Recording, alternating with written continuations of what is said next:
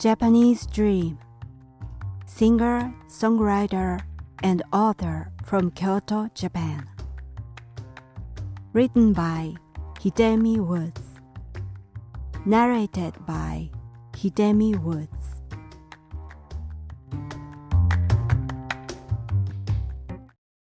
Jackpot. That casino was old and forlorn.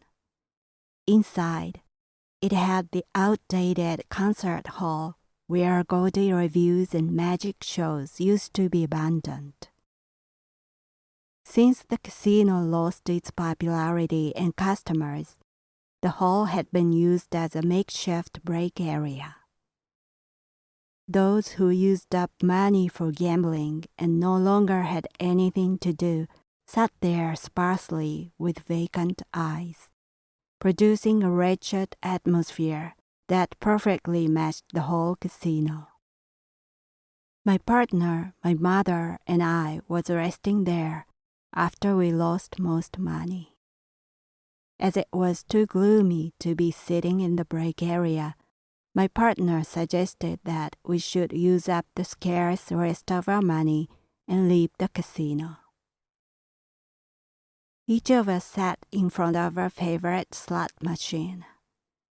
On the screen of my slot, I came close to win with 2 matched pictures, but the third one didn't come up in every turn. My mother and I quickly ran out of money. Further down the floor, I saw my partner still playing. I left him there and went back to a hotel with my mother. It was the last day of our stay, and I started packing for checkout. The hotel looked out on the waterway that connected the hotel and the casino.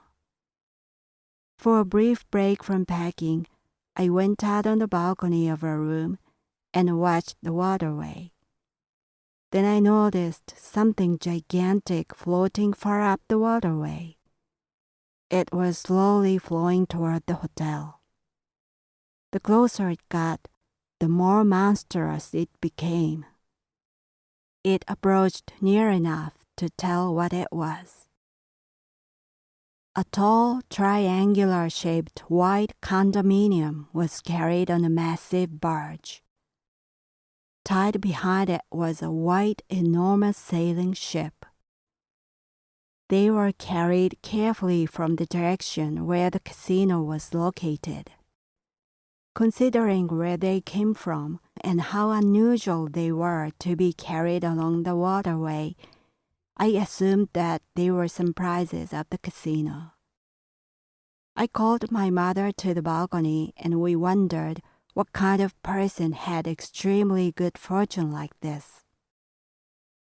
The barge and the ship stopped in front of the hotel, right under our balcony. There was the third boat tied behind the ship. A man was sitting in it, almost buried in numerous boxes and bags. It meant he was the winner. I gazed at the man with the biggest possible amount of envy, and I gasped. The man who won all of those was no other than my partner. I couldn't shout, couldn't scream, but was just speechless. I saw my partner getting off the boat and being welcomed by the hotel staff. He gave them some instructions and they hurriedly moved around. Soon, there was a knock on the door of our room. The bellboys brought countless boxes of shoes and bags of brand clothes into our room. Finally, my partner came in. He said calmly, "It's time for checkout." I told him that I hadn't finished packing, and he said, "It's all taken care of. I hired people to do the rest. We can just leave." We stepped out of the hotel. In front of my eyes, the white condominium gleamed under the bright sunshine. The white sailing ship gently swayed with its sails furled. I asked myself repeatedly, can anything like this actually happen? My mother said, I've always wanted a condominium like this, and got on board the barge. My partner returned onto the boat. I was excited enough to jump in the water and floated by a swim ring that was connected to the boat. The fleet began to move again, and we were heading home. While we were slowly moving down the waterway, I saw some parade floats in the water ahead of us.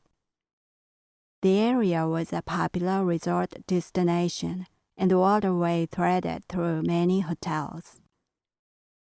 The parade seemed one of the events held in the area. Seeing the floats far ahead and the big condominium and the sailing ship before me, I asked my partner, "This is a dream, isn't it?" He had been expressionless up until this point, but smiled for the first time since he won. "Why? Are you that happy?" he asked me back. I usually dream a lot. Sometimes I dream a very good one and feel ecstatic in it. But in those cases, waking up is excruciatingly painful. Dreadful disappointment crushes me. I've had those experiences more than too much and want no more. I would do anything to avoid it. If this is also a dream, I have to wake up now before euphoria gets inside me. Otherwise, I couldn't bear disappointment of this magnitude. I was sad that everything I had gotten would disappear when I woke up. This was undoubtedly the best and the most vivid dream I've ever had. But I had to know whether this was reality or not at this point in order to minimize disappointment. I looked at the clear blue surface of the waterway on which I was floating. It was sparkling in the sunlight. I hit the surface and made it splash. Sprays of water showered on my face. It was cold and refreshing. I slapped my wet cheeks with my both hands. It hurt. Still, everything stayed as it was. I slapped my face over and over, hearing the sound of slapping and splashing water and my partner's laughter. The condominium and the sailboat were still there. I felt a gentle breeze and drips of water streaming down my face. I looked up the bright blue sky and got the dazzling sunshine over my face. I didn't wake up. This was all real. Now that I was convinced this wasn't a dream, I was able to take it in. Indescribable happiness seized me. It almost choked me and I panted for breath. I felt my lungs were pressed with happiness and heated like coals. I've never been this happy in my entire life.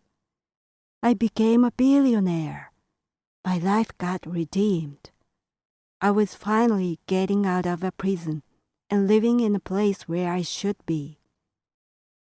I was filled with a sense of relief, peace, and freedom. I felt a lump in my throat. It was as if the heated coals in my chest reached the boiling point and were about to explode. Tears appeared in the bottom of my eyes.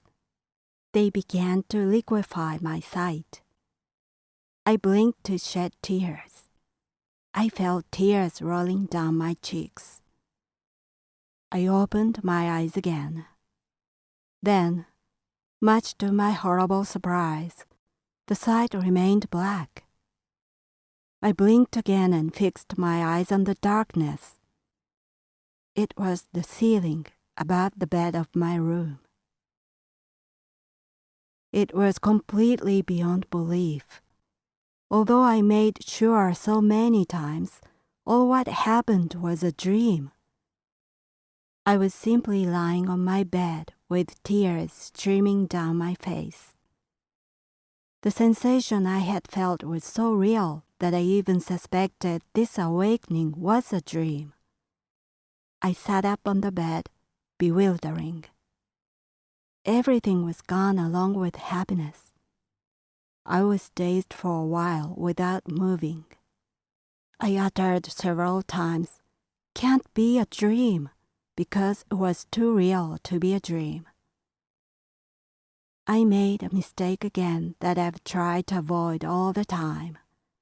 This time, the mistake was huge. The dream was too good, too vivid, and too happy. Accordingly, disappointment was really grave. I felt the massive disappointment was trying to squash me. I couldn't get up. I kept sitting on the bed and started weeping.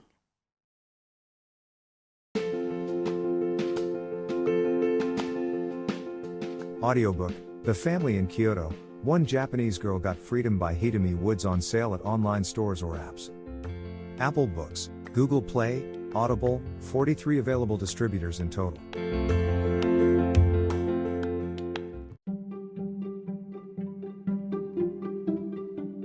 Audiobook, Japanese Dream by Hidemi Woods on sale at online stores or apps.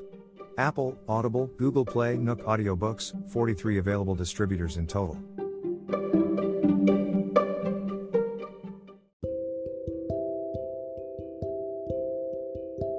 Audiobook, Living in Kyoto by Hidemi Woods.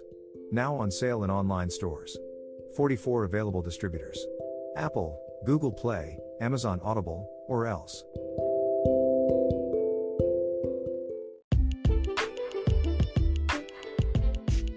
英語聞き流しリスニング、英語テキストと MP3 ダウンロード、その他の物語はホームページからお聞きいただけます。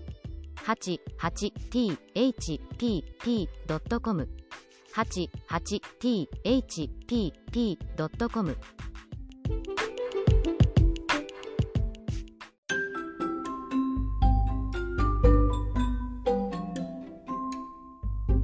大好評。秀美ウッズがデザインしたとっても可愛いオリジナルグッズが手に入る。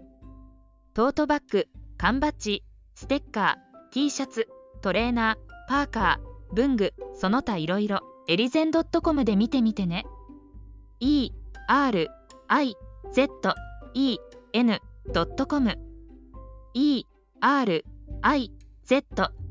erizen.com エリゼン .com